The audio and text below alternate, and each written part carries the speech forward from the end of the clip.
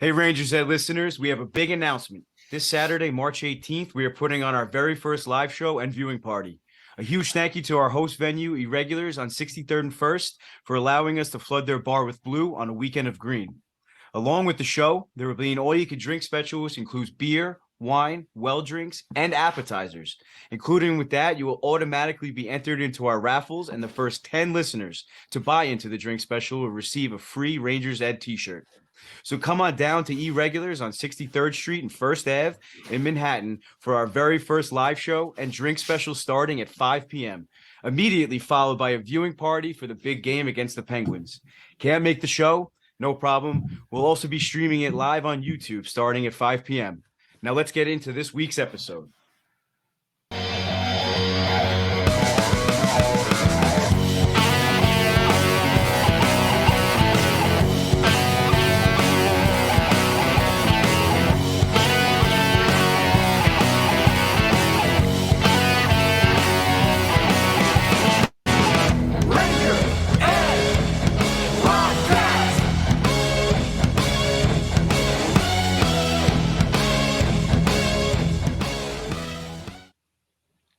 Welcome, fans, to episode 97 of Rangers Ed. This is your host, Cousin Ed. I'm here with my co-host, Little Ed. What's up, bud?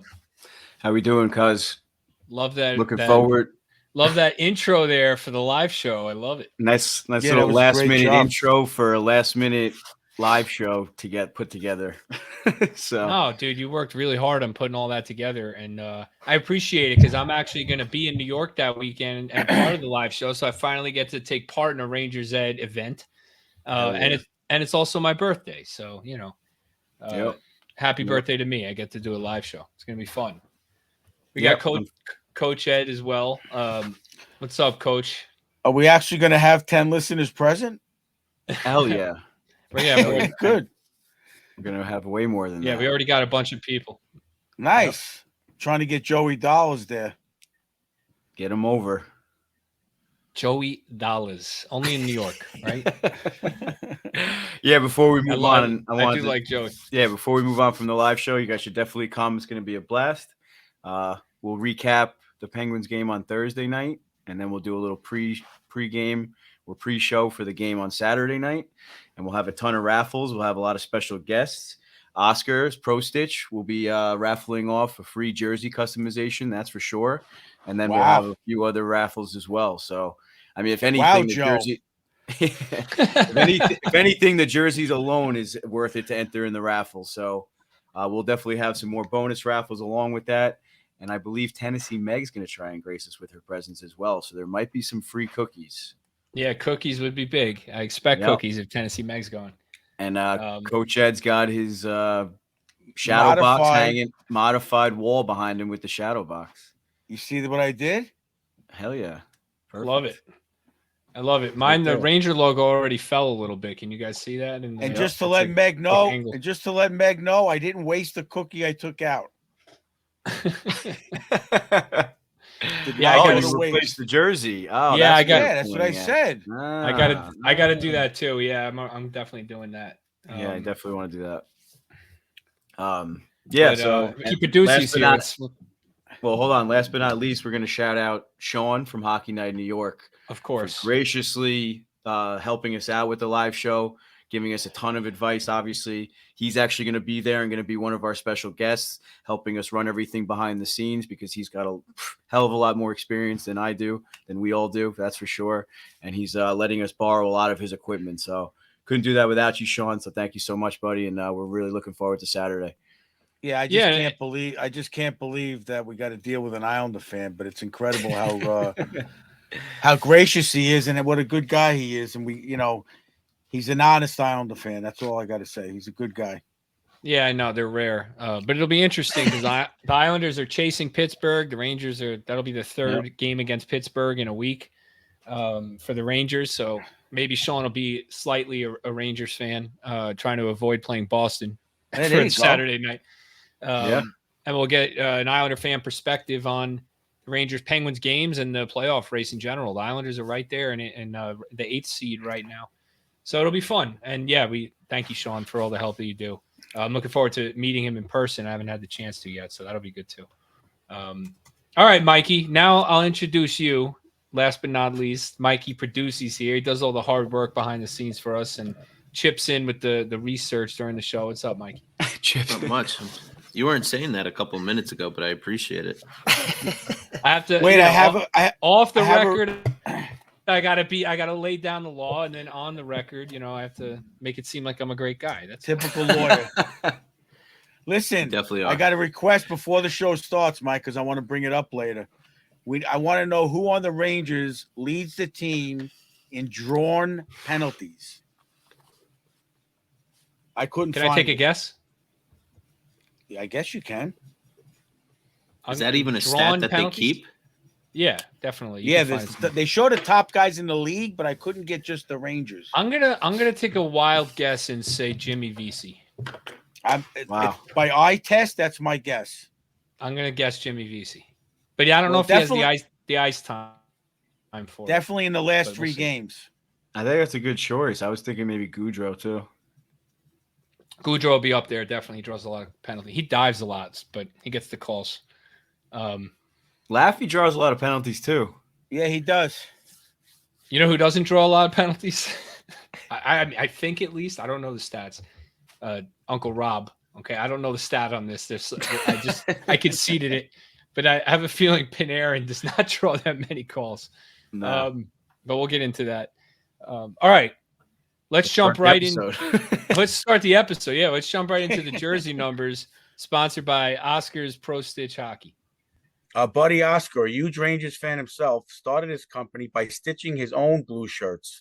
Once he perfected his craft and started to fall in love with his work, the man started to grow. Oscar stitches every jersey with love and dedication to authenticity, which never disappoints. His talent is hard to find in any store out there. Are you like Cousin Ed? You have a lingering jersey curse that every player he gets a jersey of gets traded or injured and hurts the Rangers team? You want to change things up? You want to take an Eric Lindros jersey and make it a vintage Ken Hodge jersey in the late 70s? Got an old jersey collecting dust in your closet? Want to throw your name on the back and add a nice number of one of your favorite players? You can bring it back to life with a brand new kit at Oscar's Pro Stitch. So head on over to Oscar's Instagram at Oscars PSH. That's OSCARS PSH to check out the countless tarps he's already done and to place the order for his next one that possibly can post on Instagram and get ready to wear it to the next Ranger game or any event that you have coming up. Tell them the boys from Rangers Ed sent you and receive a special discount at Oscar's Pro Stitch Hockey. Go get them, Rangers. Love the Coach Ed ad read. I'm sure Oscar loves that too. It's probably his favorite part of the episode. But anyway, there's been 197 in Rangers history. Matt Gilroy from 2010 to 13. Actually played against Matt Gilroy, and I tried out for Apple Corps again. And when he was on the team, I didn't make the team, but he was on the team. And I got to say, there was just no way I would have been like, oh, that kid's going to make the NHL. Show you kids out there or people who have kids that are playing travel. You never know when your son is going to develop or you are going to develop as long as you keep working hard. He evidently worked super hard in college, won the Hobie Baker Award and earned himself an NHL contract, played 5 or 6 years in the league. Right. So, wasn't he like never 25 when he entered the league?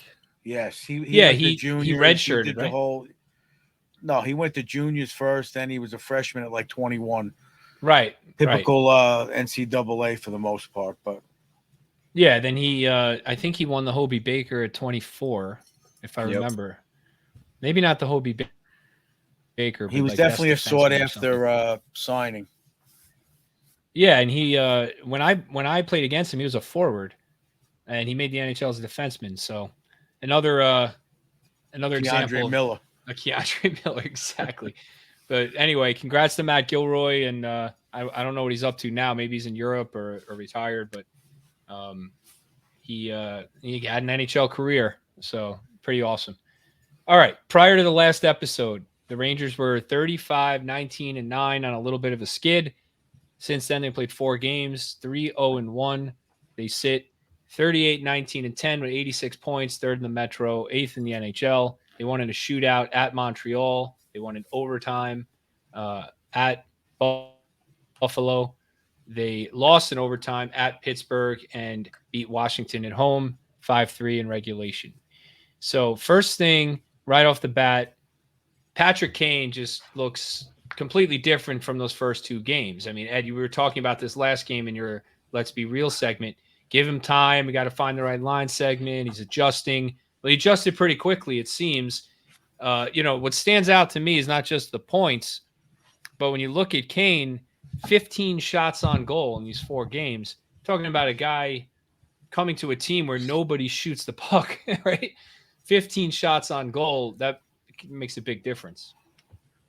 Yeah, I'm still gonna say that we got to give him some more time. I still don't think we're seeing the Patrick Kane that we want to or expect to see or have seen in the past. But yeah, we decided to name this episode "Getting Comfortable" because I must have heard that in his interviews at least 15 times in this past week that he's still getting comfortable. He's still trying to get used to things. And I mean, I heard on the NHL Network that fans don't really think about also, like, you just get used to like the different like schedules of the new team. Like his practice slot might be completely different than it was with the Blackhawks, and just like things like that throw you off like out of routine, especially an NHL player for 16 years. So he said he's still getting comfortable, and he definitely seems like he's getting comfortable with the puck, having the confidence to shoot. And I think he kind of got over that. Like he's not really trying to find Panarin anymore. He's not on Panarin's line consistently anymore. So obviously the Rangers and Gallant did something about that, and seems to be working for now. But like I said, I think there's still another step, still another gear in his game that we're going to see soon.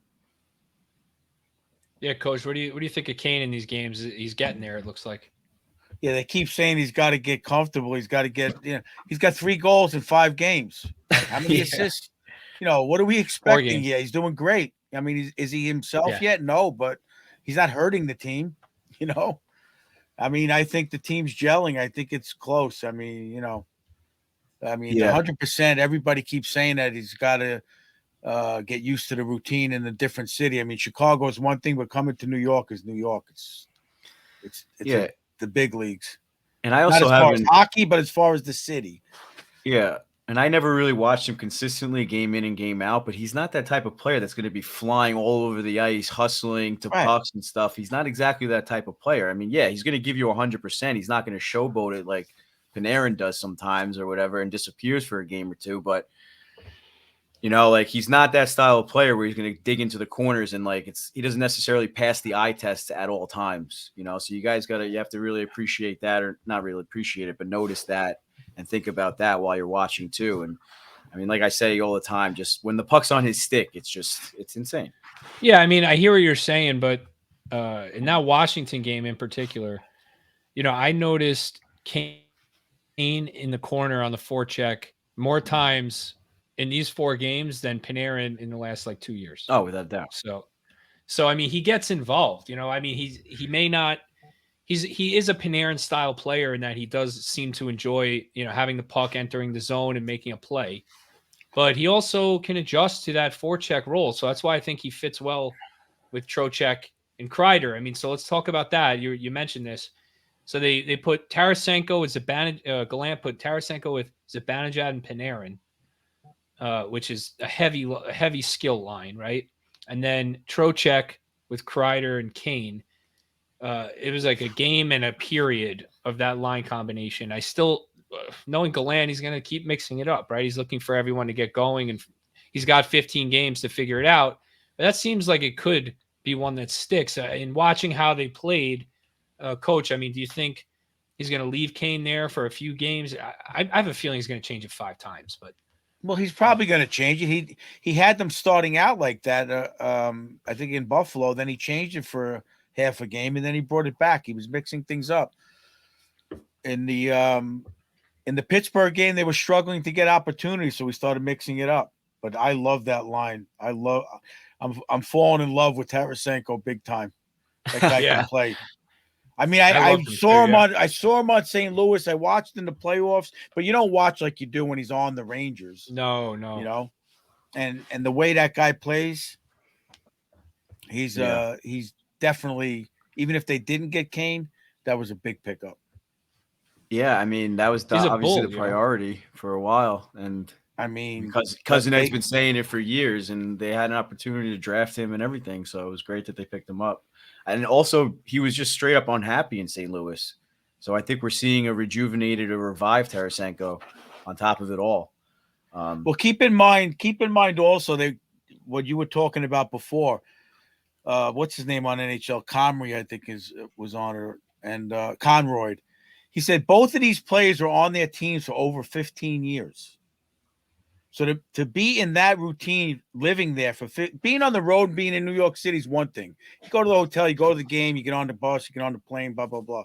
But when you're living there for 15 years and you're used to the subway, the taxis, the food, that's a big difference. Now they're in a whole new world.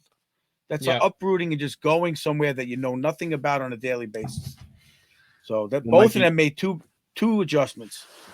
Mikey Produces, I mean, you're pretty good at your job. You recently just switched over to a new team. I mean, how'd you feel right off the bat? It's a process. It's definitely a process. Nobody could just, flip a switch and make that change and be the same person or do the same things that you were doing, what you were doing elsewhere. So, it definitely takes some time. It definitely takes an adjustment period, but, you'd hope that it's a lot sooner than later, especially when you're talking about players coming to new teams and stuff like that. So, yeah, I think the hardest part about changing jobs, and this is not necessarily changing a job, but changing your employer, is finding your voice, right? So when you're working somewhere for so long, you feel comfortable saying certain things, you feel confident in expressing an opinion or a suggestion and speaking up. And I think for a guy like Kane, with all of his experience, and Tarasenko coming in with all their success, their Stanley Cups, that, you don't want to come into the room and kind of take over the room, right? Like my wife calls it main character energy. She goes, I have main character energy. Is that what you call it? So, and it's funny, but she does, right? She does have that. And I think a guy like Kane and Tarasenko have that. A guy like Kreider, probably not, right? He doesn't have that kind of energy. So I think for them, figuring that out and how they're going to interact with their teammates and the coaches and when they're going to speak and establish their voice is probably the biggest adjustment. As far as the practices and things like that, yeah, that's an adjustment, but that's just like a physical adjustment mostly. Yeah. Well, I'm glad you brought that up because I've noticed in interviews that he still calls like Igor like Shesterkin. I feel like I feel like Mika and like Kreider, they feel obviously a lot more comfortable like calling them by their nicknames or their first names or whatever. But I noticed Kane's still calling everybody like by their not official name, but I'm trying to say like their full name. So I think that's definitely something that speaks volumes, like just a comfort level just in that aspect. Just calling him Igor or Kane or whatever, like just giving them the nicknames doesn't seem like it's happening yet for Kane, and it will. It will. And I'm not saying like the Rangers are shunning him out or anything like that, but like we keep saying, it just takes time.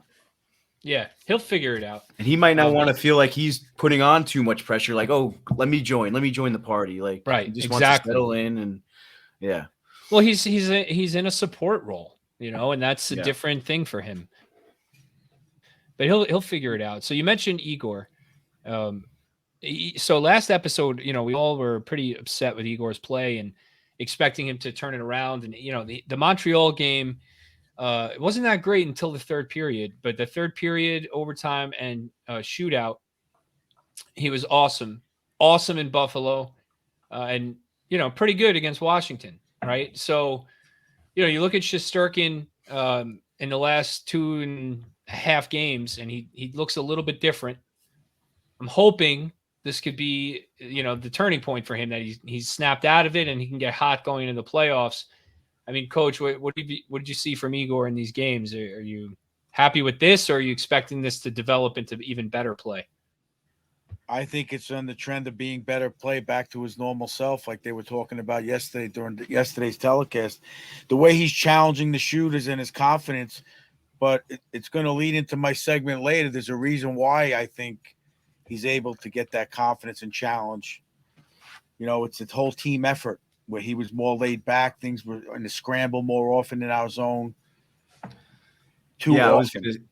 Yeah, I was going to say that I kind of give him a pass in the Washington game because the Rangers had a lead. So I feel like the whole team kind of took a step back when they had that lead. So maybe Igor just was a little too confident, a little too cocky, like I got this game won. I mean, you never really know what's going through his mind. So Right. other than that, I think he was not back to his complete self, but making those saves, those highlight reel saves that we're used to. The whole team took a couple of minutes off there. That wasn't good, but Yeah, not a great game in the third there by the Rangers. Not a good period, I should say. Mikey, you were pretty tough on Igor. I mean, I think you've had him in the doghouse. How many weeks in a row has he been in your doghouse? It's got to be. At least three. We'll get to the doghouse later. But yeah, you've had him in 1, 2, 3 straight weeks. No, 2 straight weeks you had him. Yeah, I think I'm at 2 also. No, it's 3. 3 straight weeks for you. Yeah, Little Ed, you got 2. So, did you give? What do you think of his game? I mean, you think it's a little bit better, or you think, like Coach said, maybe it was the team around him? I don't know. Give your thoughts. Definitely the team around him. Miller coming back obviously was a big plus defensively back there. Being in the doghouse with me for 3 weeks with Coach Ed's laptop watching tape, I'm sure helped. But you could just tell. I think his confidence is coming back. You guys touched on all the points. We're just going to need this moving forward, and it's just going to have to keep going on that incline. It can't go level or it can't go down at this point right now. So, I mean, he's got 30 wins. Yeah, he does. And but that doesn't mean he's playing well. Wins is a team stat. It's not a. He's got 30 wins, and the way Messier said it last night, he needs to be at his old self in these last, say, 10 games of the season going into the playoffs. Yes. And then we're good. We're good. With that lineup, we are very good. Yeah, Coach. I mean, look, wins is one of those stats. Like I understand, but the wins are wins. Do you? So Yes. let's make a baseball 100%. analogy. So a pitcher wins 20 games with a 4.5 ERA. Another pitcher wins 12 games with a 2.5 ERA. Who's a better pitcher? You got other stats to look at. Right. Okay. Everything else being somewhat similar. But I'm not saying he's the best goalie in the league. I'm saying he's doing well right now. No, I'm just saying wins is a 30 stat wins that is 30 wins. He impacts the stat, but it's really a team thing. He can give up 4 goals and get a win, So I look more at the other stats like save percentage, goals against, things like that. I think they're more important in analyzing the goalie. But anyway, I'm not agreeing with that. What I'm saying is he has the 30 wins. He needs to get those other stats up to that level, and we'll be fine. That's all. I agree. I didn't say the 30 wins makes him great. Gotcha. All right, so we're in heated agreement then. So, sticking on the note of defense, let's just give a shout out to Jackie Redmond, our favorite NHL Network analyst, for her segment on Ryan Lindgren. I think you sent this earlier. Yeah. I think it's worth talking about. I think she's right. Everybody we're talking about Kane, talking about Tarasenko, talking about Zibby, talking about Panarin, all the picks, the young guys, Fox, Shesterkin, keep going. But no, you got to talk about Ryan Lindgren. And we've said this too before she did that segment. If she listened, we could have said she stole it from us, but maybe she did and she's not telling us. It's true. She did reply and say that she's going to check us out. So I think every year I'm going to have to just throw her the reminder because it was a year ago today that I asked her last time and she responded saying she would. Yeah. So. Well, at least she responds. No, absolutely. That's all we could ask for. And if she can carve out some time of her busy schedule, then even better. And if she could come to the live show tomorrow, that'd be even Saturday. That'd be even better. We're not saying she's going to be at the live show if that's the reason you're going, fans. Should we play her clip? All right. So, I mean, you could play the clip, I guess. Yeah, let's play. I didn't get to watch it, so 2-1 since the arrival of Patrick Kane. Still trying to figure out what works. A lot of talk about the power play, a lot of talk about the lines, but I would like to bring up one other factor, and that's the fact that they miss, undoubtedly in my mind, the presence of Ryan Lindgren. Lindgren. Here are the stats for the Rangers with and without Ryan Lindgren. You notice the points percentage here from a 631 to a 425. The goals against per game goes up by half a goal. This is a different team when he's out, and this is not a small sample size. This is going all the way back to January of 2019. Ryan Lindgren is first in the NHL in defensive zone pass completion. So you want to talk about chemistry? Him and Fox, they have it. Number two, as a defensive pair, they are plus 21 at even strength this year. That is tied for second amongst all D pairs in the entire NHL. So if you want to talk about the New York Rangers, talk about Kane, talk about Mika, talk about Igor, talk about all of them. But you better talk about Ryan Lindgren and his importance on the back end, because they're going to need him in a 7-game series times 4 if they want to win a Stanley Cup. It's all done. The Rangers 2-2-1 since the I love the Weeks, commentary from the other guy there. Yeah. Weeks is like, yep, in the league. I love it. So those stats, by the way, Rangers with Lindgren since January 2019, 146, 80, and 25. Without him, 21, 30, and 9. So they're under 500 and almost, if you include those 9 overtime losses as losses, they're 21 and 39 without Ryan Lindgren. And their goals against, she said they were half a game higher, 2.71. Yes, half a goal, right. 2.71 per game goals against with Lindgren, 3.23 goals against without him. So just, he really is an important player. And honestly, as great as Adam Fox is, he's not the same player without Ryan Lindgren. I mean, he is not a Norris Trophy candidate, or at least he doesn't play like one. I mean, maybe over time it would level out. Maybe if he played 100 games without Lindgren, he would figure it out with whoever his new partner was or whatever. But Lindgren he's really important to Adam Fox, right? Coach, we can't see whatever you're showing. Oh. It's just white. It's Quagmire. I think he's got to be one of the most underpaid defensemen in the league. And that's such a crazy stat that he has the most defensive zone pass completions in the NHL going back to 2019. I mean, come on. I think that was this season. No, I think she said going back to 2019. Oh, okay. Pretty sure she said whatever the case is, unless she was talking about the other stat.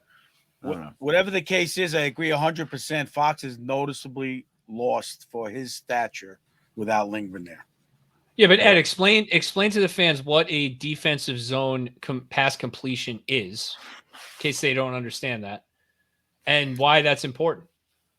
Well, I mean, the first pass out of the zone is what Coach Ed has been stressing my entire playing career, and he still talks about it constantly on this podcast, and that's what we preach all the time to our defensemen for Stony Brook.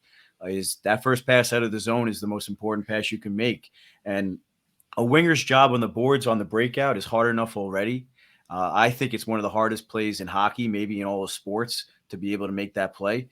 And like that quick, off the board, whatever it takes. And then to make that pass is just as important, because for the winger to be able to handle the puck and make that play off the wall, you got to receive a good pass. It can't be a flip off the glass. It can't be a flip to your glove, a flip to your shin guards. Anything of that nature just can't happen. And for him to have the most pass completions for a defenseman while being on Adam Fox's team, never mind his pair, is just unbelievable to me.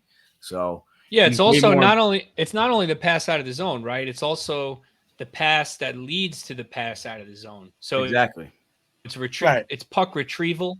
The other team dumps it in. Lindgren goes and gets the puck. He makes a crisp pass to Fox. Fox makes the pass out of the zone. That's an important play, right? It's very. I don't know if that's part of the stat. That's definitely part of the stat. Or you're just saying it says defensive zone pass completion. So just tape to tape. Yeah. Pass completions, no matter who it is. That's what I'm assuming. Yeah. Yeah, and that counts. That counts, right? And that's important. Well, towards the breakout, because you got all these great. Lindgren himself is an underrated. Like you're saying, he's underrated at that first pass out of the zone, but also getting it to these skilled players to then get it out of the zone. Well, is also an important thing. Right. You see it the kind of has difference. a double meaning. It kind of has a double meaning. I'm kind of saying both things, whether it's Right, yeah. a pass into the neutral zone out of the zone or the first pass to get out of the zone, I should say, I guess. All of that Yeah. is important because it could, if without that, it leads to a turnover, right? I mean, that's the issue. And yeah, I was blown away by that. And it makes you look at Lindgren in a whole new light because you think he's just a tough guy. He's going to be blocking shots. He's going to be digging in the corners, taking hits, whatever. But now you look at that. That's a huge importance for a hockey team, is having a defenseman like that. And I'll go as far to say that he's the Batman to Adam Fox's Robin. So not the other way around. I don't know about that. That's bold. I don't know, man. I don't know. It's bold, but Adam Fox is a Norris Trophy. He's just a hard-nosed player, Joe. yeah. What's the deal with Lindy? Is he a free agent after the season? No, he's signed next year for $3 million, and then he's a restricted free agent. Yeah, so he's got to definitely be locked in. I think we just proved it. Jackie just proved it for us without a doubt. See if we can afford him. They have to afford him. Like, they have to figure it out. Like, we see it now. They just said the history of the team. You have to keep him. There's no way you let the guy like him Hopefully the walk. salary cap goes up by then, and things are going to change a little. I already heard just today did it's a- going by at least $1 million next year. Yeah, I was just That's going to it? say that. I was just going to say that it's Well, going at up, least. it's going to go up $1 million. We know that. Yeah. Because the players still owe money in escrow. So Whatever. I don't think he's the type so of you're player looking that's at a going to $1 be million asking. increase.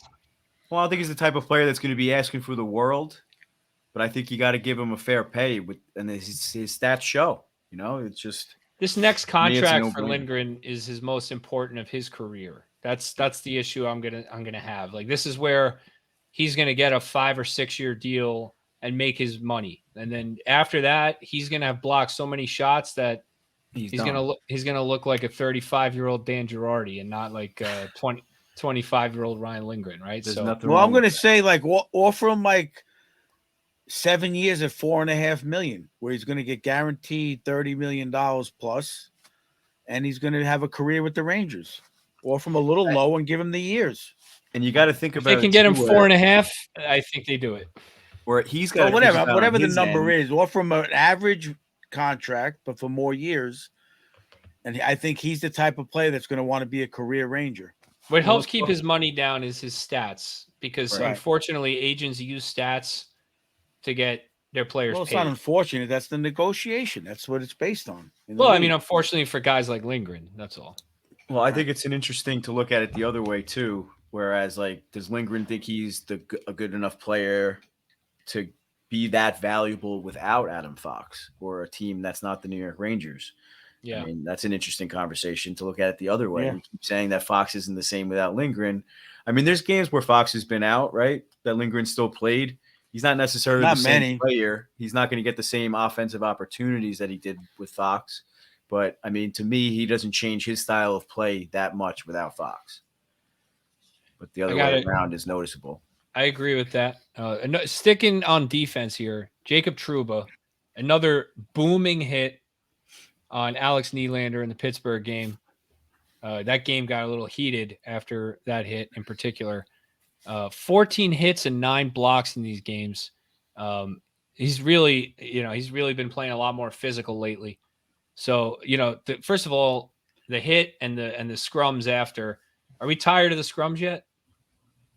That's part of hockey. It's just so Keeps the annoying. game lively, keeps everybody's blood boiling. It's part of the game. Gets me I don't so think mad. so. It's so dumb. Yeah. I'm over it. I really am. It's just so dumb. yeah. It's like, dude, a guy got hit. It's not if it's a dirty hit or the player's injured, then I can be like, all right, whatever. They're marginal There's a heated hits. moment. They're not penalties, but they're nasty hits.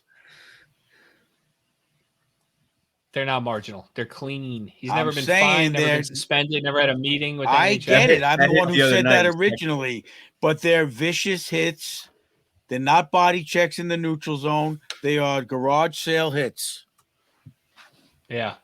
And can you explain to the people under 40 what a garage sale hit is? That means the gloves, the helmet, everything goes flying like merchandise in a Everything's for garage sale. I mean, Oh these are my hits God. that are game changers, And if it was your superstar, you would want one of your guys to stick up for him also. If they hit Panarin like that, you'd be like, someone's got to come up to the plate. You know, he's not hitting Ryan Reeves like that. He's hitting guys who handle the puck, which he should be hitting. That's fine. But so you're going to protect your play. It's been going on since the beginning of the NHL. I get it. Whatever. I'm just tired of it because it's literally, it's not because it's the Rangers. It's happening around the league. It's been brought up at the league meetings. EJ reported it. That's a big conversation at the league meetings, and they feel that the instigator penalty is going to curtail it somewhat, neutralize. Yep. And it's going to. They got to be more strict with that then, because sometimes they don't call it. Right. They have to be way more strict about it. They've been pretty good with it, I think. I agree. It's not always called, but it needs to be straight. It needs to be like automatic. It needs to be like automatic. Was it called the other night? I don't think so. No. I don't even think they didn't call a fighting penalty after that. There you go. All those scrums going on. It's ridiculous. It's ridiculous. There's like punches thrown, and there's no penalties at all. It happened last night in our roller hockey game. It's like ridiculous. It's just, it happens from every level of refereeing. It's wild. It's like we're losing you, cuz. What were we talking about? The fighting. Yeah. So I mean, Trouba's hits. I just think it's part of the game. I get that it's part of the game, but like, it's just annoying that the game has to stop. You know, I don't think it's really going to happen as much in playoffs because the teams are going to be afraid of getting that penalty.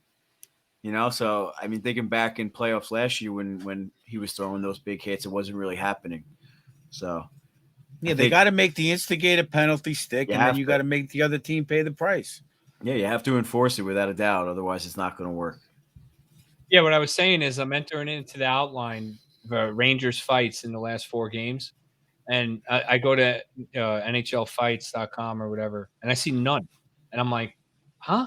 Like with the pit, what? And then I remember they didn't call any of those fights in the Pittsburgh. Makes no sense. Yeah. Yeah, it doesn't. But Trouba's been playing real well. He's really stepping up. 2 goals. And, we talked about this early in the year, Coach. The Rangers snipes. Yeah, the Rangers really struggled out the gate this year.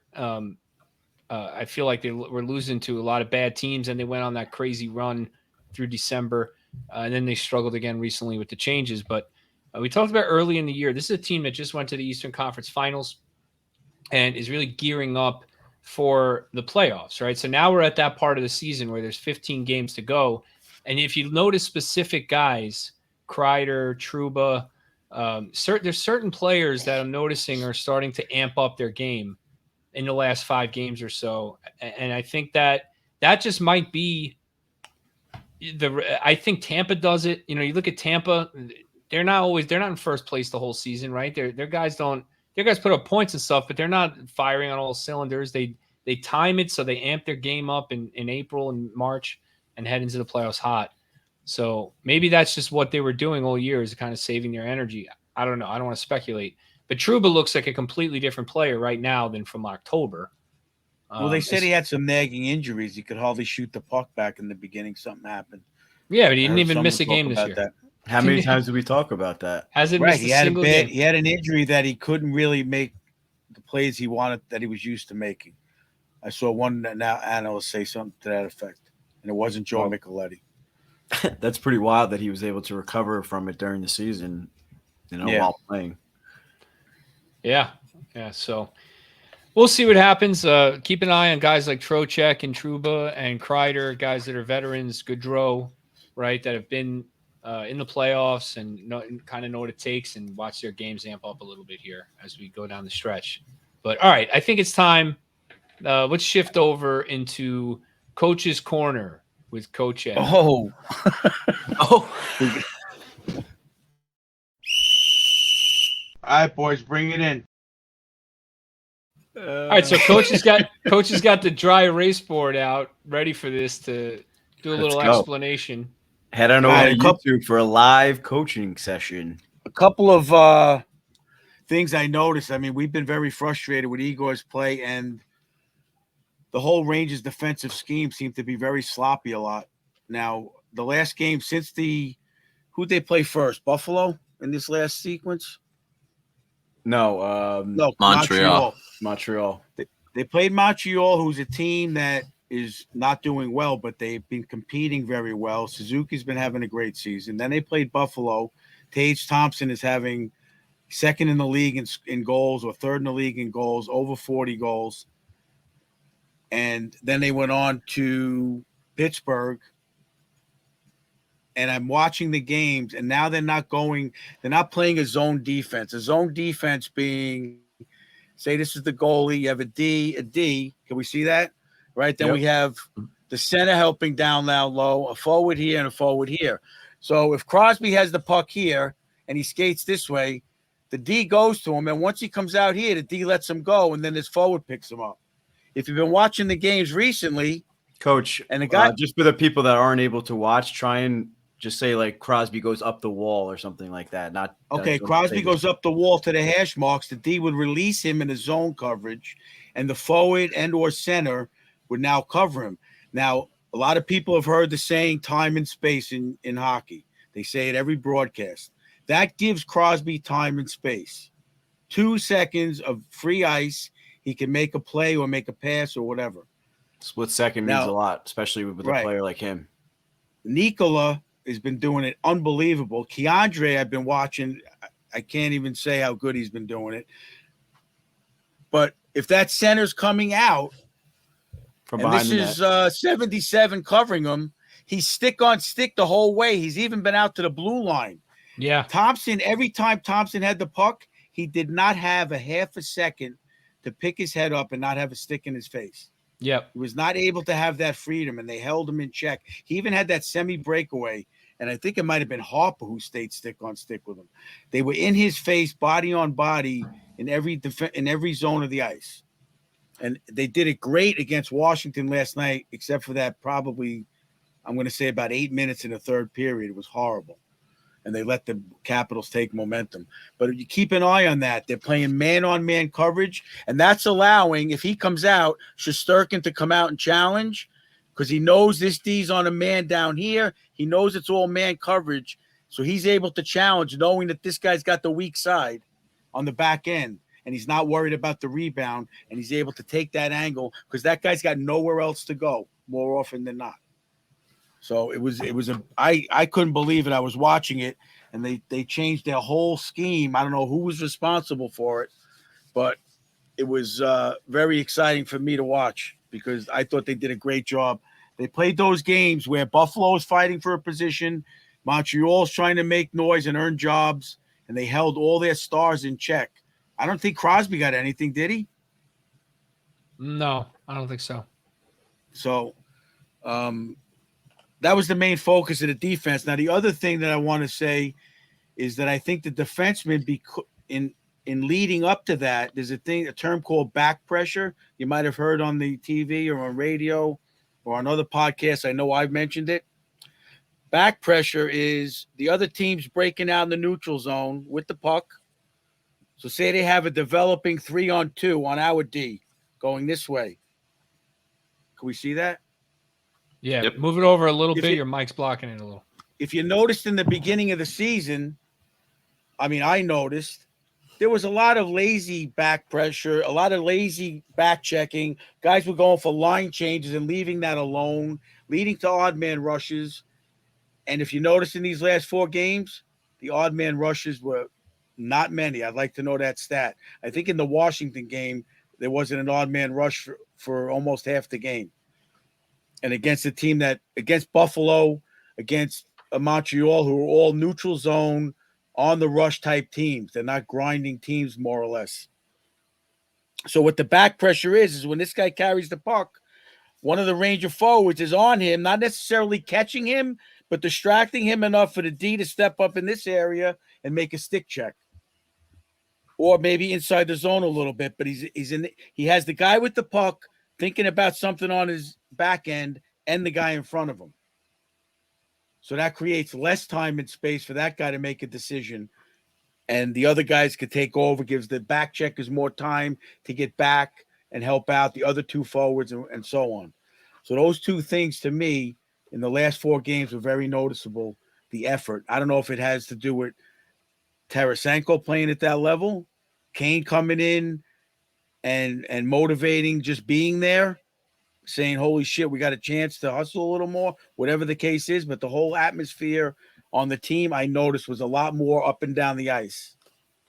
Yeah, and I think the last 4 games. The back pressure you're talking about there too, what that also prevents is that player entering the zone with the puck from entering the zone and then putting on the brakes and looking for a guy, maybe the fourth guy entering or someone streaking to the net with that cross-ice pass because that guy behind him is coming. You can't do that because it'll lead to a takeaway, right? Right. And it happened. Kako is very good at it, on making that back pressure. Laffy's been doing good with it a lot. Even Hedo's been doing good with it, with his speed.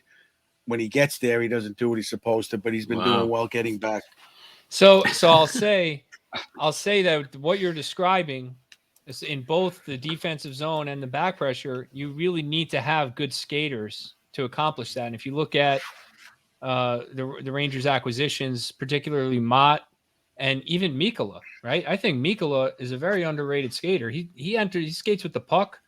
He moves for a big man. For him to stay on Tage Thompson all the way up to the blue line, and then sometimes they were even staying with him across the blue line, you really have to be able to skate. So, it's just another reason why teams around the league are looking for defensemen who can move the puck and move their feet. And you're seeing kind of guys like Ben Harper become 6D or fade out of the league, right? The Jared Tenortis of the world, guys like that. Coach's favorite. But Jack Johnson back on the Stanley Cup favorite. I know. It's just unbelievable. It's just unbelievable. Jack Johnson and Georgiev are going to hoist the cup this year. It's ridiculous. Anyway, I did notice that in the Buffalo game, though. What's that? I did notice that in the Buffalo game, and I love that you brought out that it's not really a chalkboard, but dry erase board. I love that. That's awesome. And fans, if you're listening to this on the Apple whatever in your car or something, I understand. But just even if you don't want to watch the whole episode on YouTube, I would go to YouTube and go to like the 45-minute mark or so and watch Coach Ed's demonstration on the chalkboard because it's really awesome. That's how we grew up with Coach Ed or our coaches showing us how to play with the on the chalkboard and practice and stuff. So now you get a chance. I used to use, I don't know if Eddie remembers, but we went on a tournament. I used those headliner figures. Yeah. We did like a 3-dimensional. The headliners? Remember the little headliners with the big head and the little body? Yes, you did a 3-dimensional. Would you put like Leach, Messier? And like no, we had just 2 different color teams. I showed them where to be on the breakout, instead of just drawing it. I bet you there's somewhere online where someone creates like custom ones of those. Like you can get like a Coach Ed in like a Fordham jersey or something. I guarantee it's I mean, the other point on the play with the man-on-man coverage is if you notice the Rangers were doing it a lot to get Kane free. They'll set that pick like in basketball. And they tried that with Thompson in the one play, and Mikkola just went right around the guy. They figured that would make him peel off, but I was just amazed that they held that kid in check. Because every highlight every day on NHL Tonight, on NHL Now, that guy's scoring a goal or creating chance. And he was just shut down. Yeah. So let me ask you, in particular with the defensive zone man-to-man coverage, what are the drawbacks of that? So everything you're saying is positive, but why is that a riskier thing? Why do some coaches use a zone instead? The drawback is going to be that if one guy falls asleep, it's pretty much shot. Because every guy has to trust. Yeah, every guy has to trust that the other guy is doing his job. So if Mikkola doesn't trust that he can follow that guy out to the blue line and that the center is going to be covering down low, then he's going to hesitate. Yeah. If Shesterkin doesn't trust that the guy on the weak side is covered, he's going to hesitate. So that's where the grade A scoring chances are going to come from in any defensive scheme. But basically, that's it. What does the forward do? So when Mikkola comes up the boards to the blue line and follows Thompson, the forward in that zone, what's his job? Like, where does he go? He's going to stay with that point man, because more often than not, when Thompson comes out to the point, that defenseman's going to go by him to try to get a little drop pass. So he's got to be aware of what that defenseman's doing, not necessarily standing next to him, but know if he's going down, if he's going across the blue line, and he's got to walk it with him. Yep. So he may end up in a defensive position, right? In the down low, depending what the defenseman does. Right. Yep. Interesting stuff and very insightful, Coach. All right. Anything else on that? Little Ed, you got something to add? No, I was going to say either Mikey or myself will definitely throw up the coach's corner on YouTube separately from the episode. So if you are listening to the audio, then you could just head over to YouTube and just watch the coach's corner. Okay, cool. All right. Let's move on to our favorite topic, the broadcast banter. Oh, my God. It's a power play goal. Okay, who wants to start? I mean, I really only have it from Buffalo. Whatever you got, Coach. It was freaking – you guys had to hear this when he talks about – what's his name? Jeff Skinner? Yeah. He goes on that little I don't know if he scored or he put that move on and Shesterkin made the save. So Joe Micheletti goes, Skinner has always been a great skater. He was a figure skater early on. Oh, I heard that one. Yeah, that was so funny. And he showed some of that right here. Oh, it's so good. You got to bring up what they did leading up to their NHL career. My big one, and I sent this to Eddie alone in the Montreal game on Laffy's goal. So Sam goes, Fox shoots, score, and then Joe goes, I think it's Trocheck, Sam. And then Sam goes, might have been Lafreniere. He was in front. And then Joe goes, yeah, it was deflected by somebody. And then Sam goes, they're trying to decide. And then like 2 or 3 seconds pass, and he goes, it's Alexis Lafreniere. It's a power play goal. And then he adds, in front of his family. You got to love it. He's unbelievable. That's just like, they both had, neither one of them had any clue who tipped that puck. Not even like a hint. And I know it happens fast, but they're just like, oh, I don't know. It's Trocheck. They're trying to decide. And then Ed, didn't they do the same thing the next night with the in front of his family? Who was in Buffalo that was in front of his family? Kane. And then Kane scored against Buffalo. In front of his family. And he said it again in front of his family. So good. My God. The only one I had is from the ESPN broadcast last night against the Caps. Zibanejad with the hair flying and the goal scoring. I just thought that was funny. Was that Steve Levy? He's such a Steve Levy. Terrible. I think he does a good job. No, I don't like him. I think he does a good job at like mixing in not stories, but like messing around with Messier a little bit, and he doesn't really miss a beat of the game. You know, like Sam Rosen will talk to Joe for 10 minutes and not announce a single thing of the game. Maybe he jumps back in at the right times, you know. And maybe I'm saying the wrong guy. I thought he did pretty good. The guy in between periods, typically. Who's the guy in between periods, typically? I'm pretty sure that's Steve Gross. Yeah, Levy. No, Bucha-Gross was there last night, but Levy. Yeah, Levy. I just looked it up. He just sounds to me when he brings up things, he just sounds like someone who like doesn't really know that much about hockey, but ESPN hired to like host. Like I don't know. It's the vibe I get from him. He's been doing hockey a long time. He was doing it on ESPN when they had it last. All right, I'm just saying. I like him. I think he eggs on Chelios and Mess nice, respects what they've done, and you know, but he gets them a little bit. I think it's good banter with that as far as that goes. Yeah, the banter's fine. I just don't really like him. Anyway, Messier actually was the analyst last night, right? Yeah. Mm-hmm. So what about Messier criticizing the power play a little bit, saying, the only thing about this power play is no one shoots. They got all these playmakers. We talked about that in our last episode. And then Kane comes in and Panarin, and they each had like 2 shots on goal, and Kane scores on the power play. And then Mess goes, well, I guess that problem's solved. Yeah, right. I mean, at least he admits it. Yeah, I think he does a good job. Yeah, he was very happy that McGregor was in the building. Yeah. Listen, if they end up firing Gallant for any reason, they should just hire Messier. He'd be a good coach. I think so too. I mean, I had a little headphone issue. I lost you guys for a minute. But the other one I had was same game in the Sabers game. Sam's announcing the game. The Rangers have the puck in the zone. And the guy comes up the wall, like, say, Kako, like I was just talking about. So there's like a little lull in action, quote unquote. So Sam goes, "Go ahead, Joe. Finish your thoughts."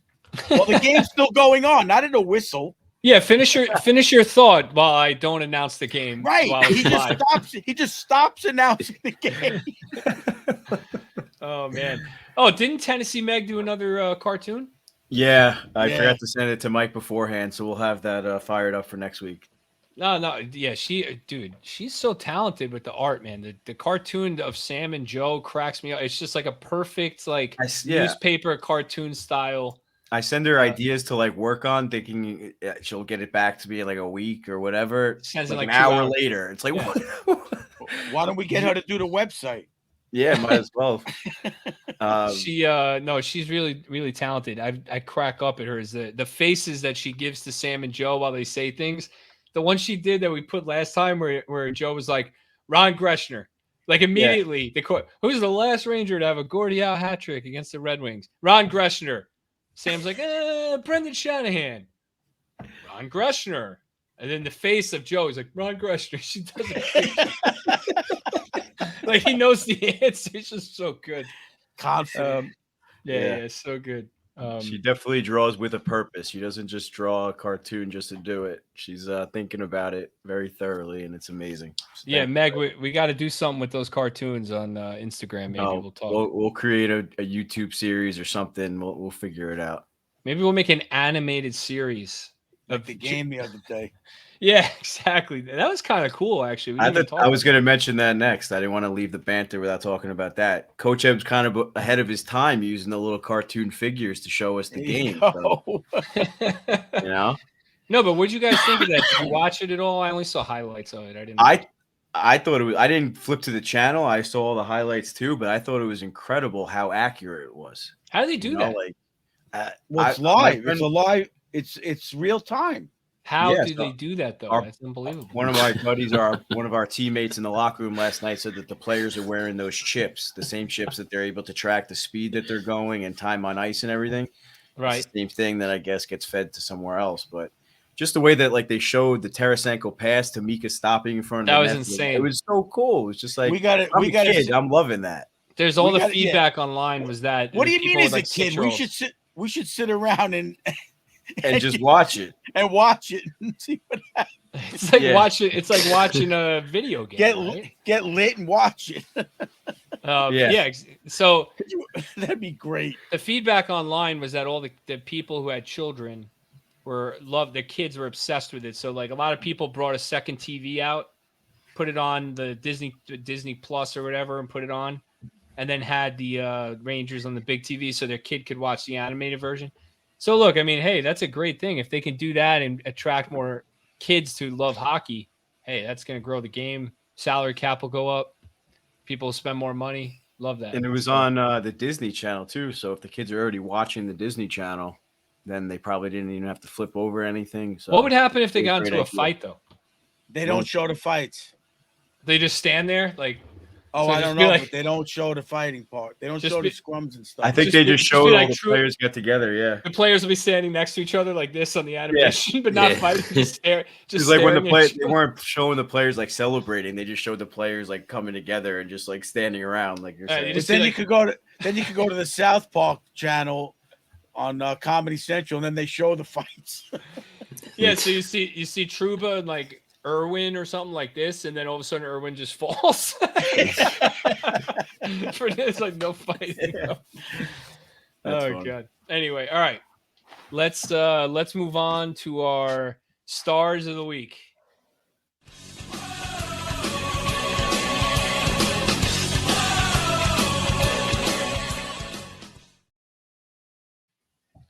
All right. Offensive player of the week. This week, I think it might be unanimous on this one. Cody's waking up for this. Patrick Kane. Patty, showtime. I drew the stage lights with Patty Kane front and center.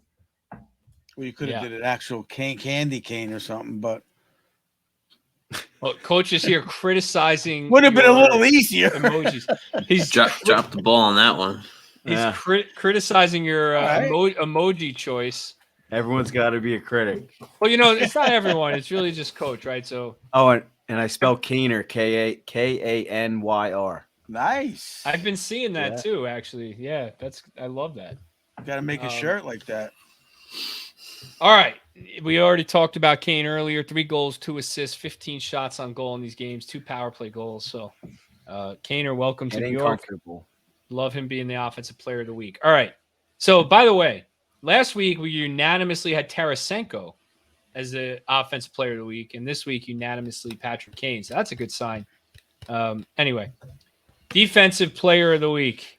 This one we might break off here. I have a let's go, Coach. Start us.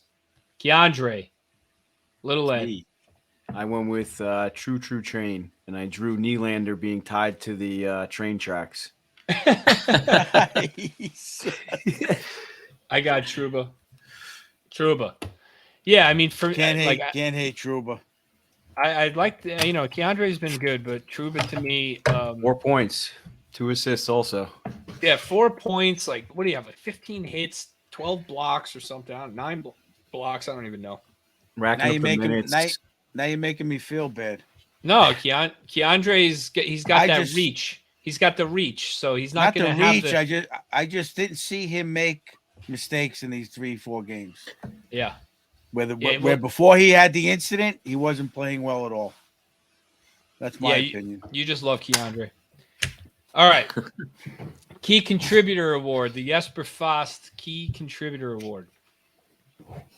I'll start, I guess. Oh, no, Coach did. The whole 4th line. Jesus, Coach. Okay, the whole 4th line. Straight face too. What do Well, you got, Ed? Wait. Let me give you a little explanation, little insight to why I said that. Not even a smirk. Just Because first of all, like Jackie Redmond said, everybody's talking about Kane, Tarasenko, Zibanejad, this and that. These 3 guys had a gel also. Yeah, they're all 4th line players, but they were slow in that one game, a little better in the second. And against Washington, zone time on offense. They got and a goal. Pittsburgh. Pittsburgh, they got the first goal after it could have got ugly after Pittsburgh scored. Came right out. They're that line that he's going to trust to go out there and make things happen and try to get momentum back. And that's going to be real big in the playoffs. And they're starting to gel. Yeah, those players are important for the playoffs. I don't disagree. I was hard on VC a few games ago, but the last 2 games he's been really good. And You Coach, got the empty net goal, Joe. well, to your point, I was just going to say, VC was actually on the ice protecting the 1-goal lead to get the empty net goal. It wasn't an empty net goal by Kane or Panarin or Zibby or whatever. It was the 4th line. So Yeah. it just goes to show you that Gallant trusts those 3 together, and that's going to be huge in the playoffs. All right, Ed. I went with the coaching staff, and I drew defense. I didn't have this one filled out until Coach went on his little coach's corner rant. So, yeah, I went with the coaching staff for changing the defensive structure, the whole thing. I'm not saying just the D coach.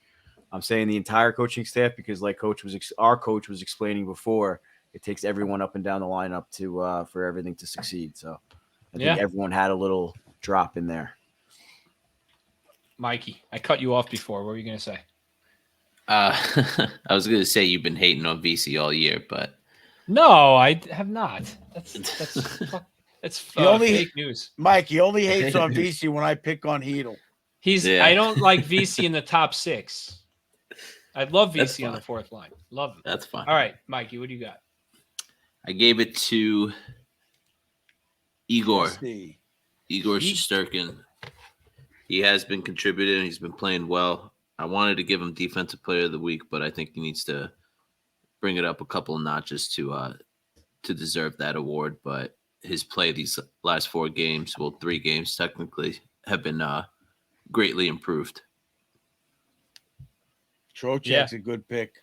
I went with Trocheck. I like the Igor pick. I was thinking about it, but I just don't think he even is at the level where he would get that award. But I went with Trocheck. Trocheck is just one of those guys that I think in the playoffs he's going to be so valuable, and we're really going to see why they let Strome go and Kopp go and went to Trocheck.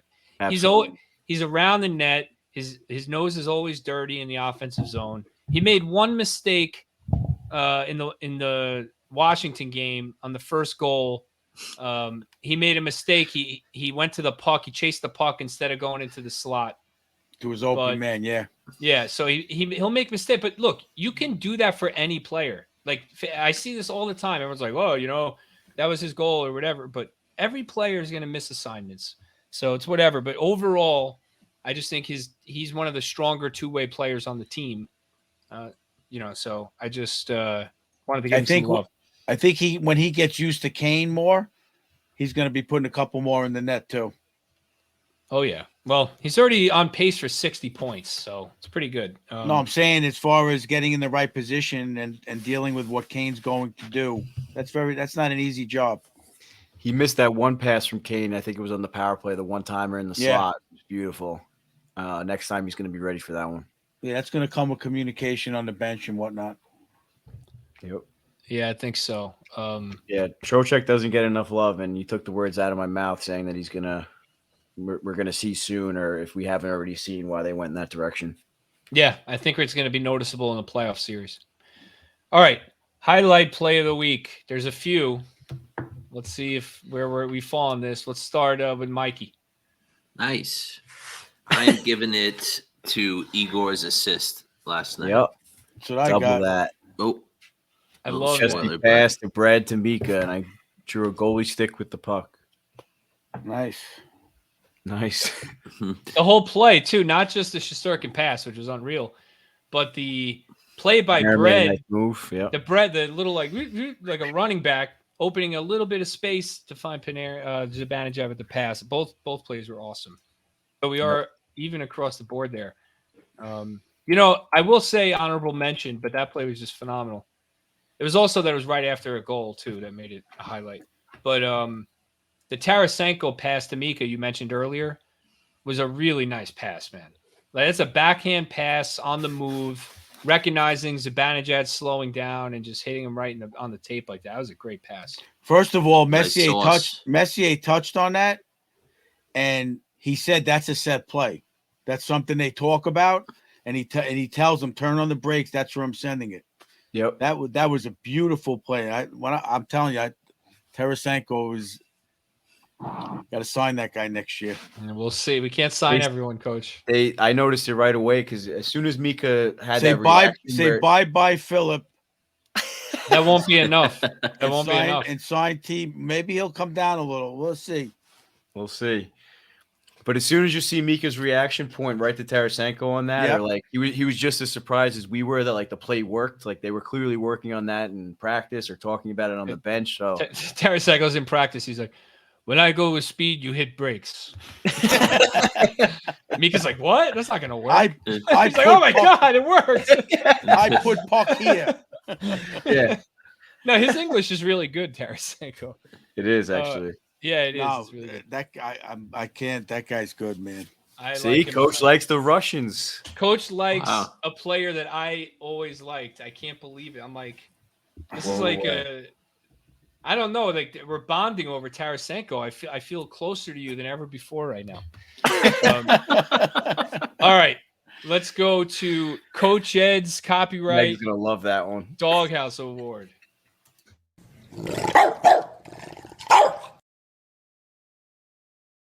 All right, before we do the award, which is sponsored by Suiter's Sweet Treats, Tennessee Meg has taken over this show. She's literally taken over the show. So last episode, I mentioned that my birthday was coming up and that, hey, Meg, make me Simpsons cookies, like as a joke in passing. What does she do? She sends me a box with a birthday card in it, thanking me for doing the podcast. And then a bunch of cookies. Wow. Wow. That I also don't want to eat. I don't want to eat these. They're going in the storage unit. The Simpsons donut. Look at this. Like That's these are awesome. These are unbelievable cookies. Like just really, really cool. She sent me Homer, Marge, Bart, and Lisa. I gotta look for Bart. It's here. Yeah, shout out to Meg. And Kathy Nelson as well. Kathy has her niece's baby shower. She put in the order, and Meg made a very nice batch of cookies for the baby shower. Sent them, mailed them on time. Everything's great. Look at this. That's I don't even want to eat these, man. This is a problem. It's like if Meg saw the bins of Simpsons crap that I have a box of like Cheez-Its from the 90s with the Simpsons on it that is unopened. Like, you know, like it's a problem. I mean, it's just unbelievable. It's like there's like ants in my garage because of the food that I have from the Simpsons. But anyway, I digress. But so thank you, Meg. Thank you for the early birthday gift, and the birthday card is very thoughtful. I will eat the balloon ones that you made, but I will not eat the Simpsons ones. I got to get another shadow box. Don't send me one. I'll buy it. It's okay, please. Like, I'm not asking you to send me one, but I'm definitely not going to eat those. They're so good. Anyway, all right. Doghouse. Coach Ed, it's your reward. We start with you always. Last week, Miller, you had 1 foot out. He's out. You shouldn't even have to ask. Well, he's your defensive player of the week, so he is out. He's been lighting it up. And Heedle was in. Is he out? Yeah, no, come on. Heedle's in. All right. The 4-on-3 power play in overtime's out. Oh, that's right. No, but we stopped mentioning it. So well, I'm just saying it's definitively out. As soon as we got the power play, Coach started text. I wasn't even with him, but I'm going to tell you that I know this happened. He started texting, and then I texted, "Oh, is this gonna come out of the doghouse?" In like 2 seconds, and then like 30 seconds later, Coach sends the text that he started typing right when the penalty came out, saying the same thing. Anyway, is anybody else in with Heedle? I got Heedle too, and I drew nothing. A campfire that's not lit because I usually draw a flame emoji for heats. You got a smoldering fire? A smoldering fire. So is anyone else in for Coach, though? No, just Heedle. Okay. Heedle remains in alone. So you guys already said Heedle. Little Ed, last week you had Igor. Is Igor out? Yeah, for sure. Igor is out. Like we said before, he's not 100% at his level, but he's definitely out of the doghouse. He made a couple of glove saves, huh? And I believe I had Keandre in there too, so he's out also. Oh yeah, you had also no, you took Keandre out. Oh, he made an appearance after the spin. Oh, you're right. No, you left him in like me. Yeah, that's my error on the notes. So I'll be in next week for making that mistake. And Mikey, I saw you put Heedle in as well. Last week you had Shesterkin in and Miller with 1 foot out like Coach. Yeah, they're both out for me. Heedle's the only one in the doghouse right now.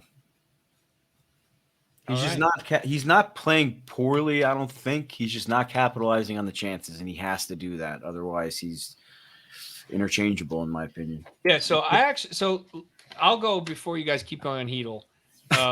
So for me, I had the NHL last week, which is still in the doghouse because of the salary cap news. Raise the freaking salary cap. It's ridiculous. It's unbelievable. Or create a way that teams can keep players. So the owners, the NFL lets teams restructure. Every day I'm trying to go through what's going on in the NFL. It's like, the Eagles restructure 5 superstars and create $40 million in cap space and then sign a bunch of guys. Like, okay, like do that. Allow us to restructure guys or something. I don't know. You should be allowed to do within mean. Like you can't, there's got to obviously have to be some kind of regulations. I don't know how the NFL works. I think Mikey could probably talk about that, but it has to. You can't just be like extend the player. I think you used the example last week, like Goudreau. You can't extend him for like 10 years just to make. There's already kind of a regulation. There's an 8-year limit to a contract, so you already have limits there. So what they should do, they should require is if you're going to reduce salary, you have to add years. There should be a corresponding thing where it's like, if you go 1.5 million down, you have to add at least 1 year. If you go $2.5 million down, you have to add at least 3 years. One for Because like a guy like Goodrow in 2 years, he might be like, oh, I'm coming to the end of my contract. Let me get an extra year or two now, and I'll take less money. This way I'll end up with more money in the end or something. Who knows? Or if a guy like Kane is a team guy, he can be like, hey, I'll take a cut, give me a few years, whatever. Yeah. I don't know. So the NHL's still in. I also had Miller in. Miller's out. And I'm putting in with the NHL 3 guys who I think are playing really bad right now, especially in these games. Capo Caco, Philip Hedl, and Adam Fox. Just not happy with any of their play. I don't need to get into Hedl. You guys are already saying it. He looks a little lost out there. He is hustling, so I like that, but he's just not doing enough for me. He looks like look at Hedl's stat line for Uncle Rob. Let's focus on the stats. In these 4 games, Hedl, no goals, no assists, -3, 5 shots on goal. That's just, what is that? Like, nothing. Look at Caco. Caco, no goals, no assists, -3, 1 hit, 1 block, and 2 takeaways in 4 games. That's it for Caco. That's it. That's how he impacts the game in 4 games. Not showing up with shots on goal. 0 shots on goal for Caco in 4 games. That's insane. Not going to cut it. And then Fox, while great on the power play as always, he just doesn't look like the superstar Adam Fox. He just looks like a good defenseman. So I threw him in there because he's got to get going. And hopefully, like we said earlier, Lindgren coming back will do that. Now, I said I wasn't going to analyze all of them, and then I did. So I apologize. Well, Fox is he had a couple of lazy penalties there in these 4 games too. A couple of holding penalties. Yeah, and then he like shrugs his shoulders and like I'm just not happy with his play right now. I can't argue with that. And noticeably from the kid line, I did not put Lafreniere in, or I would have just put the whole kid line because I think he's playing great. So playing good on the power play. For sure. Nice. Love it. I love it. I can't wait to eat these balloons. I got to put one of them in the shadow box. She sent me. I like about shadow box. I don't have one of those. You got to give me that one. Would you eat it? Give you that. He ate it. I don't have it. What I like about Meg sending these cookies. Too. She always sends these really like thoughtful cookies that are like secondary, like the hockey sticks or something where you don't feel so bad eating it, right? Like she sent me like a balloon because it's my birthday.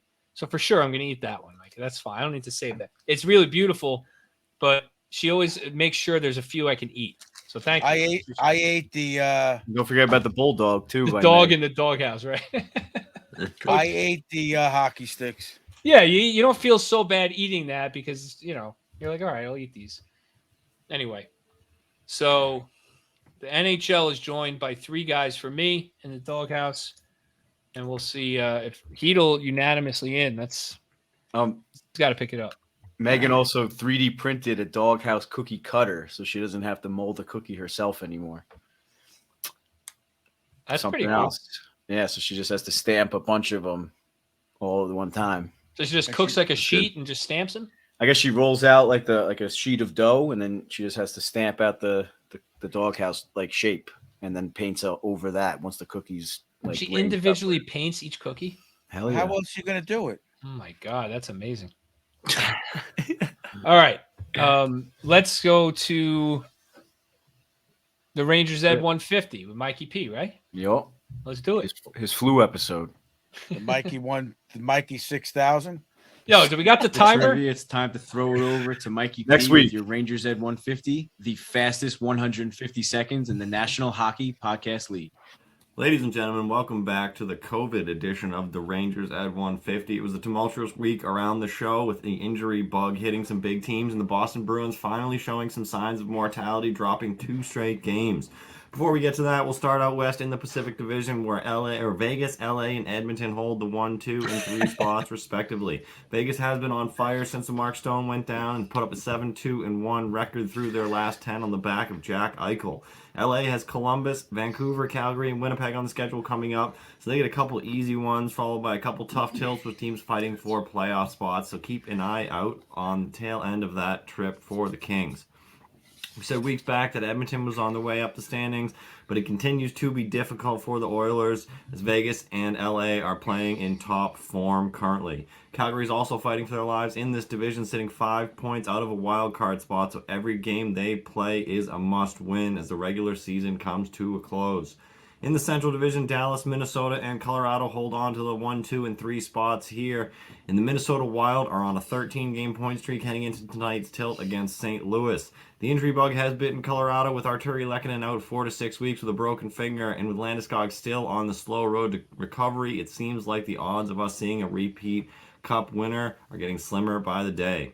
Dallas has finally found their scoring touch again with 3 big wins last week over quality opponents where they scored 19 goals between a 10-4 win over Buffalo and back-to-back wins over the Kraken. And the Winnipeg Jets have completely gone off the rails, posting a 3-5-1 record through their last 10. The Jets have gone from second in the division to second in the wild card in the span of 2 weeks, but may have righted the ship with back-to-back wins against Florida and Tampa on Saturday and Sunday. Heading back east to the Atlantic Division, the Boston Bruins are seemingly mortal, posting back-to-back losses for the first time this season. With Hall and Foligno out, the Bruins have filled lineup holes with Garnett Hathaway and Tyler Bertuzzi, but they're in a bit of a funk of late, giving up goals early and getting behind to teams that they should be beating. Toronto and Tampa are still in the 2-3 spots of this division, but Florida and Buffalo are really pushing for those wild card spots, sitting at 3 and 5 points respectively out of that second spot held by the Islanders. Panthers have 2 games in hand, and the Sabres have 3 over the Islanders. This push could come down to the last games of this season to see who gets into the playoffs and see who's playing golf. Buffalo has a tough schedule coming up with Washington tonight, then Philly, Boston, Nashville, New Jersey, and the Islanders. Pending how this plays out, the Sabres-Islanders game could be one of the better tilts this season if they're still neck and neck for a wild card spot. Finally, in the Metro Division, Carolina, New Jersey, and the Rangers are your 1, 2, and 3 teams, followed by Pittsburgh and the Islanders in the 4 and 5 spots. The Pens and Isles are in the 1 and 2 wild card spot for the time being, but the Islanders are likely going to drop back as we get down the stretch, having played at least 2 more games than the other teams in the hunt for that second spot. Bad news for the Hurricanes is Andrei Svechnikov tore an ACL last week and will undergo season-ending knee surgery to have that repaired. Canes are very quiet at the trade deadline and have now lost 2 major scoring pieces that could be considerably shorthanded heading into the postseason. Carolina also has the Leafs twice and the Rangers twice in the next 2 weeks, and being only 2 points ahead of the Devils, we could very likely see them fall to second place by season's end.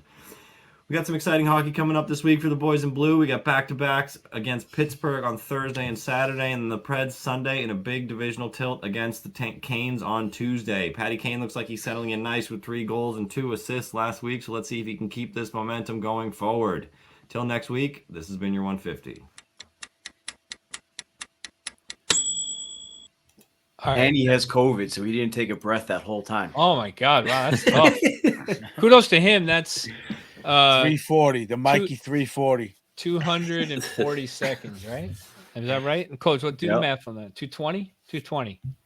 180, 220, yeah. 220 seconds. All right, Mike. 3 minutes, yeah. All the information is viable, I think. So. I know. I love Mikey. It's fun busting his chops. All right. Shout out to Christina, too, Mikey's girlfriend up north of the wall. I know she helps him out behind the scenes a lot, technology-wise, so shout out to her. Yeah, he's probably also like, what did the Predators do last week? She's like, 2-1. All right, let's move to the trivia. What do you got for us, Mike? We got a 2-point question. I need a name and then a number closest Wait a second. to without going Let's over. give the highlight of last week that I'm the only one who got points. No, you're not. Who did you get? Last week I got 0.5. I got Pavlich. I don't remember that. Oh, I did. I just erased my board like before the episode. 0.5 for Little Ed for saying the wrong player, but him having a similarly sounding name. No, I think we took it away. I gave it to you. And 1.5 for Coach. All right. So now go ahead, Mike. Sorry. It's all right. 2-point question. I need a name and I need a number closest to without going over. Okay. All right. Grabbing this one from Pop. Can you get the number if you don't get the name? Yeah. Can you get 1 point? Okay. Yes. So you can get the number even if you don't get the name? Yeah, Or vice someone's versa? getting a point. Someone's gonna get a point unless you guys all go over. Okay, let's go. What New York Rangers defenseman Ron led Gresham. all led all NHL players with blank block shots in 2010, 2011?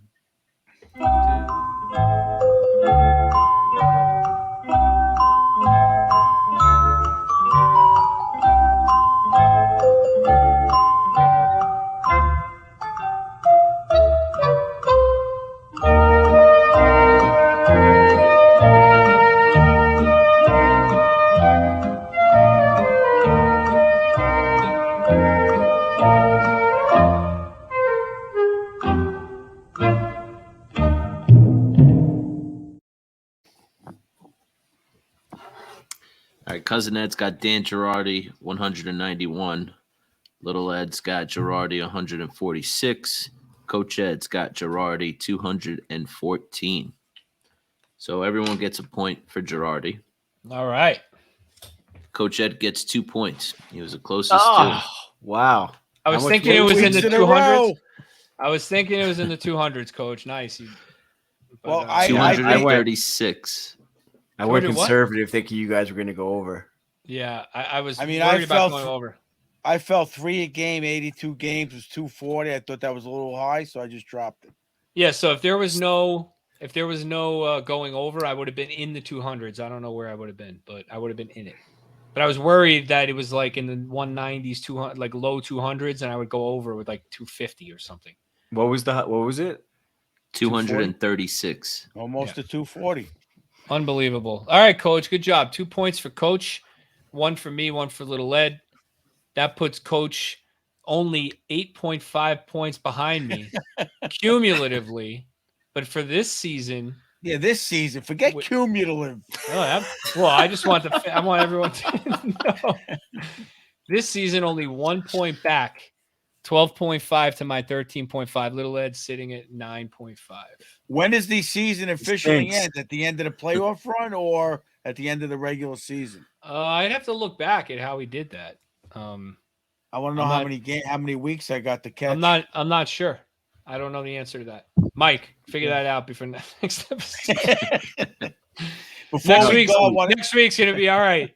This is a 5-point question. little Ed wins. Before we wrap things up, I want to just shout out to a future sponsor. I went over into Bella Marble in Oceanside. My boy Giuseppe had a Rangers hat on, so I started talking to him. He says he's going to listen to the podcast, and I'm trying to get him to sponsor it. So, cuz you're going to have to write up a contract so I can squeeze him a little bit. All right. I'll send you the information. But All right. always taking care of us. I'll give him a free plug once. Always taking care of my customers for their So what does he granite do? He marble brings- needs. Yeah, he brings the slabs. They come to the house, they pre-measure, they template it, cut out for the sink, mount the sink, and come and mount the stone. Yeah, that's awesome. Nice. When I was redoing my kitchen and I was looking into that stuff, all the contractors kept telling me that you have to use somebody that I know or whatever, because there's too many scammers out there doing that. So it's good that you have a good connect, an honest person that you could recommend to customers so they don't get screwed on the slabs. Apparently that's people mark it up and stuff. So, all right, cool. So we got that coming and we got a few other sponsors coming on the way. So hopefully we'll wrap that up soon and you guys get to listen to our recommended businesses. Absolutely. All right, boys, I'm looking forward to this weekend. We're going to have an airtight outline for Coach. I know it's only going to be one game, but it's going to be real thorough and detailed for him. And I'm We looking need forward hard copies. I'm looking forward to being Yeah. back in New York around near playoff time at least. And it's the best time of year to be in the city when the Rangers are making a run. So I can't wait to come back. So fans, if you want to meet us or, enter the raffle or just stop in and say hello and tell us you like our pod. Ed, where are we again? Irregulars? What's the streets? Irregulars on 63rd Street and First Ave.